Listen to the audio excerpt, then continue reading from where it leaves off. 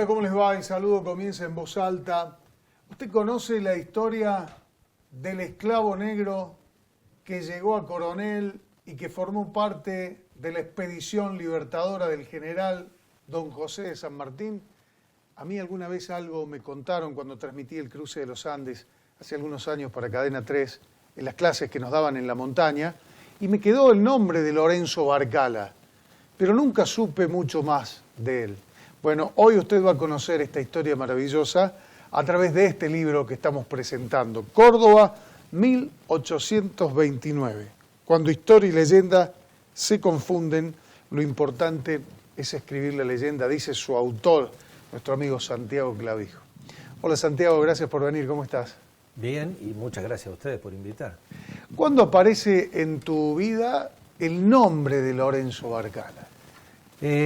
Leyendo, había empezado a escribir ese momento tan particular de nuestra historia en Córdoba, que es el momento en que Paz derrota y derroca al brigadier Bustos, momento en que la Liga Federal en la Argentina se disuelve y se conforma la Liga Unitaria con Paz a la cabeza. Y entre los hombres de Paz figura esta persona de mucha confianza de él, de nombre Barcala, a quien le encarga que se encargue de armar la policía, así como no tenía este nombre, pero la policía de aquel entonces de la ciudad de Córdoba.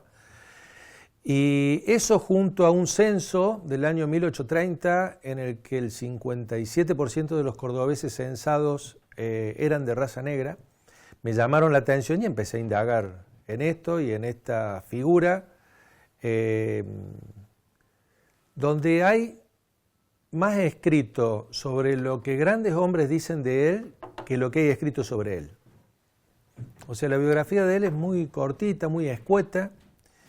Lo más completo que conseguí de Lorenzo Barcala es una biografía del historiador chileno, de un historiador chileno, pero en general hablan de él personalidades como Sarmiento. Bueno, Paz lo pone al frente del armado de su policía en la ciudad de Córdoba.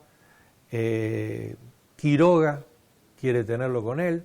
Rosas quiere tenerlo con él. O sea, veamos la envergadura de las personas que andan detrás de este personaje, ¿no? Hasta ahí Barcala había eliminado las grietas. Y se podría decir que sí, una persona muy respetada. Estos nombres, pensemos que son todos nombres que habían compartido la guerra de independencia, ¿no? También ese momento es muy interesante, o sea, como hay una fecha que me llamó mucho la atención la primera vez que la leí, y es que 5 años llevó a los argentinos de aquel momento sacar de la Argentina al ejército más poderoso del mundo en aquel entonces, que era el ejército español, y 40 años tuvimos de guerras civiles entre los mismos generales y caudillos que habían derrotado al ejército español, ¿no? 40 años que dejaron las provincias exhaustas, o sea, sin recursos, sin animales, sin comida, sin carretas, sin hombres. Llegó un punto esas guerras civiles que ya no le alcanzaban a ninguno de los dos bandos con los castigos para que sus soldados no desertaran porque extrañaban a sus familias, porque no sabían qué pasaba con su familia, que tanto unitarios como federales decidieron sumar a las familias a sus respectivos ejércitos, así que imaginemos en un regimiento de 500 soldados, eran por lo menos 2.000, 2.500 personas que había que movilizar, que había que vestir, que había que dar de comer, o sea, bueno, ese momento me atrajo mucho y empecé a indagar. Y la figura de Lorenzo Barcala como uno de los 11 tenientes coroneles negros que tuvo el ejército argentino. En una página de compra y venta muy conocida en internet hay una medalla al valor del ejército argentino acuñada en el año 1903 que lleva el nombre de Lorenzo Barcala, medalla al valor del ejército argentino. ¿La compraste? No, porque no estaba a la venta. Viste que se ponen cosas a la venta y queda ahí la publicidad, pero no estaba. Y bueno, todas esas cosas me llevaron a tratar de indagar en la figura de esta persona. No hay mucho sobre Lorenzo Barcala en los libros de historia porque no se ha investigado o porque también la historia de los negros ha sido un poco olvidada. Sí, no es algo oculto porque yo tuve acceso a cosas que están escritas, pero de todas formas no se habla mucho de ello. Te vuelvo a decir, pensemos que era una persona de la cual he llegado a leer que, por ejemplo, San Martín, siendo él soldado, no ni siquiera oficial, era una de las personas con las que jugaba el ajedrez, lo cual le valía, digamos que la bronca, el odio de la oficialidad blanca, pero no era el único, ¿no? En este caso tenemos la suerte de que, bueno, ha sido tan buscado por otros generales, como te decía recién, un tanto unitarios como federales, que nos llegan muchas cosas de él, pero seguramente ha habido otros. Te estoy diciendo que eran 11 negros de raza que llegaron a tenientes coroneles negros en el ejército nuestro, y bueno, este es uno de ellos, ¿no? San Martín suma a los esclavos al ejército con la condición de que podían acceder a su libertad, ¿no? Sí, 5 años después de prestar revista, obtenían su libertad. Y en esto hay algo que yo creo que es común, podemos verlo nosotros en tantas películas que hay sobre guerra, o en la lectura de tantos libros que hay sobre distintas guerras en distintos momentos del mundo, que la guerra, con todo lo terrible que es, para mucha gente significa hasta un ascenso social. O sea, porque imagínate en aquella época recibir un sueldo, por más pequeño que sea ese sueldo, ¿no? Esto que te voy a contar va en la segunda parte de este libro. Hay un par de cartas de Barcala, y una de ellas sumamente enternecedora, porque es una carta, él estando en Córdoba y su familia en Mendoza, le manda a la mujer, a él en ese momento le dan el uniforme nuevo, que se lo daban cada tanto y cada muy tanto, y él le manda la capa, la chaqueta y uno de los pantalones a la mujer con indicaciones, ¿no? Entonces le dice, de la capa podés hacer 2 abrigos para tal y tal. Con la chaqueta, hacerle un abrigo a tal otro. Del pantalón, saca 2 pantalones para... O sea, de ese tipo de personas estamos hablando, ¿no? Que sus uniformes se lo mandaban a la familia para que le hagan ropa a los chicos, ¿no?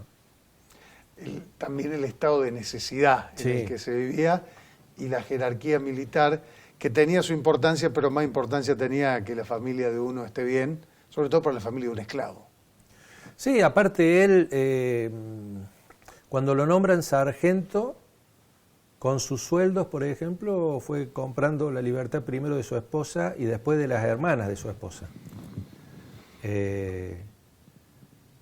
Lo cual te habla de las preocupaciones, ¿no? Porque uno muchas veces cree que estos hombres, viste, tenían en su cabeza llena de grandes preocupaciones, pero el lugar tan importante como las grandes preocupaciones era esto, ¿no? ¿Qué pasaba con su familia, con sus hijos?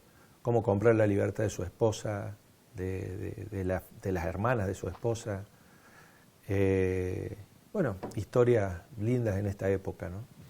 Estoy recordando también que Mendoza tiene una calle con el nombre de Lorenzo Barcala. Y creo que hay otros lugares más de la Argentina. Sí, hay un liceo militar y hay varias calles en el país. Y en Córdoba también tenemos una calle que se llama Lorenzo Barcala. Está casi frente al edificio de APEC, del otro lado del río.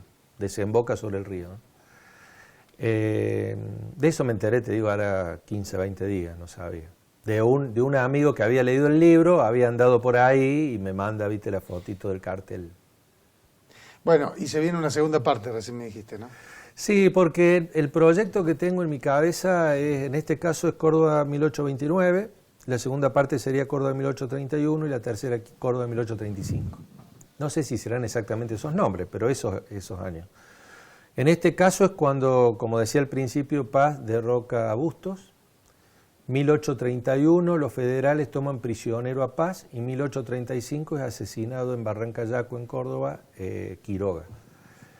Era un momento de la vida del país que Córdoba ocupaba un lugar absolutamente central, no solo geográficamente, sino políticamente. Y estos 3 hechos cambiaron el curso que venía llevando el país hasta ese momento, ante cada uno de esos hechos que se produjeron. Acostumbrados al rigor y a la disciplina como perros de pelea, eran un barrilete sin hilo, sin su ejército y sin una batalla que les diera sentido a sus vidas. 3 meses de furia, 5.000 muertos, 2 generales de la independencia y los ejércitos de 8 provincias enfrentados a sangre y fuego por la gloria y por el honor. Un relato sin concesiones donde se mezclan la vida y la muerte, el odio y el amor bajo la escenografía cautivante. Señoras y señores, estamos aquí en la Córdoba del siglo XIX. Hacemos una pausa y ya venimos para meternos en la página del libro que hoy recomendamos, Córdoba 1829.